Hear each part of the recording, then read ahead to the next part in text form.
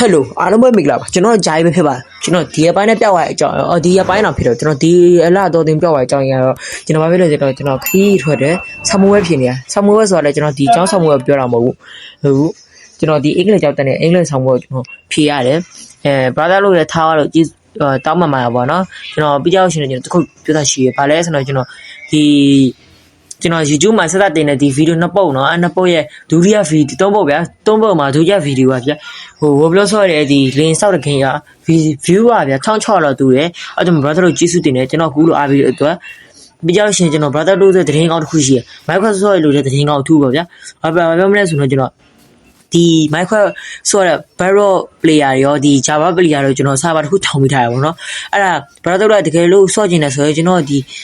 YouTube comment မှာမဟုတ်ရင်ကျွန်တော်ဒီ TikTok မှာကျွန်တော်တင်ပေးထားရပါတော့ကျွန်တော်ဒီ TikTok နဲ့ YouTube channel နဲ့ YouTube မှာဆို subscribe လုပ်ပြီး TikTok မှာဆို follow လုပ်ပေးခဲ့ပါတော့အဲ့ဒါလာပြောပေးရမယ်ပြီးကြလို့ရှိရင်လည်းဘာသာလို့ထားခဲ့တဲ့တောင်းပါမှာလေလို့အားလုံးပဲ bye bye